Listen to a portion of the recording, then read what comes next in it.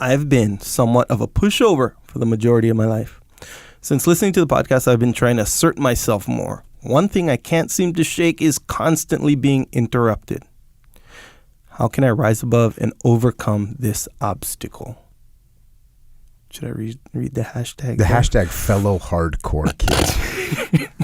There you go. Hey, hardcore. Yeah. And there's a little layer in there because you put rise above in there. So, Sure. you know, so I thought about this because I would say I don't get interrupted a lot.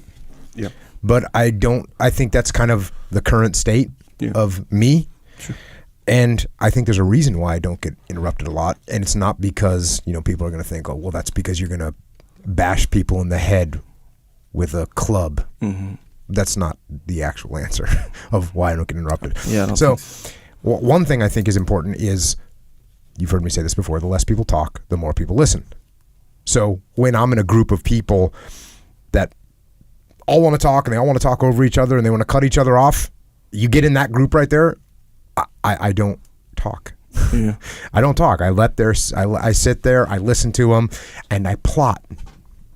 And I think, and I put together my thoughts correctly so that when I do decide to say something, it's going to have impact. And then I wait for the right moment, right? Because if there's people that are bickering back and forth, I wait for a lull in the fire. And when that lull comes, then I make my point in a very direct manner. I might even have to wait until the conversation is like all but over. Wait till they're done with their little firefight. Yip yip yip yip yip yip yip yip yip yip yip yip yip yip yip yip. And then I'm gonna talk. Like they're done. Mm-hmm. And when I talk, you know, I'm gonna do it since I've been thinking about it. It's gonna be articulated in a way that I can present my full point. And so I think that's an effective way to do things. I think if you let people speak a bunch, you let them get it out of their system, and then when you decide to talk, they don't have anything left to say. So that's a way to stop getting cut off. So this is almost like flanking, right? This is flanking the fact that when people have a bunch to say and they got all these thoughts in their head and they want to get them all out, let them get them out. Don't try and fight that battle. They've got a bunch of things they want to say, let them say it.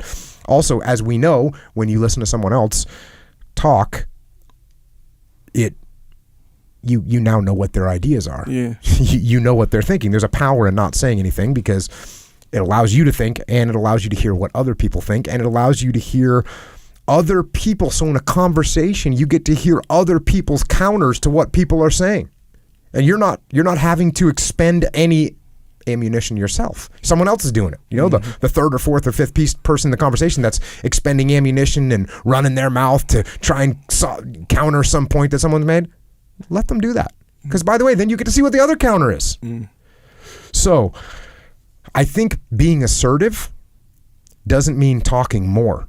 I think being assertive means talking less, talking at the appropriate times, monitoring and understanding the firefight that's happening so that when other people have expended their ammunition, you can step in and you can take your shots in a simple, clear, concise manner. That's what I think. Yeah, I think you're right. I think you built up this reputation, though. That's a little added element to your specific situation. Which is where what?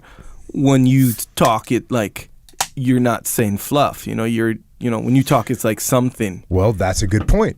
So if you don't want to get cut off and 70% of the things that you say aren't really that impactful and don't add a lot to the conversation, well, then there's a good chance that when you open your mouth to start talking, someone else doesn't think it's going to be important, so they just jump right on top of you. Yeah. But if you say less, and to your point, if the things that you say generally are well thought out and clear and are going to have impact, well, then we have a good chance that you're not going to be cut off because people actually want to hear what you're going to say. Yeah. Don't talk just to talk ever.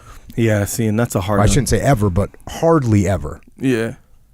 Yeah, that's a hard one because And it's not like people are interrupting you on purpose because you don't have nothing to say. You know, like you're just talking fluff. That's not, it's not a conscious on purpose thing a lot of the time. I think anyway. It doesn't feel like it is. It feels like it's like subconscious, you know? Like how can someone see fit to actually follow through with interrupting somebody if they don't think like, okay, this isn't quite that important. At the very least, what I'm about to interrupt with is more important. So you're saying some people think that what they're about to say is really important. Yeah. Here's another thing. It's like the little boy that cried wolf, right? If I talk and talk and talk and talk and talk, I'm taking away the value of each one of those statements that I make because I'm making so many statements that not all of them can have a high level of value.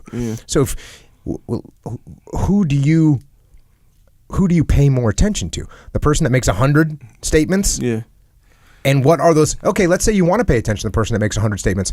How much can you pay attention to those 100 statements? How much do you gather from those 100 statements? Yeah. It's a limited amount. Yeah.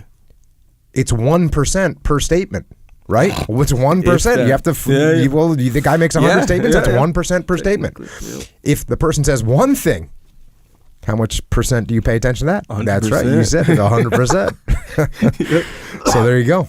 Yeah, it makes sense, dude. Check.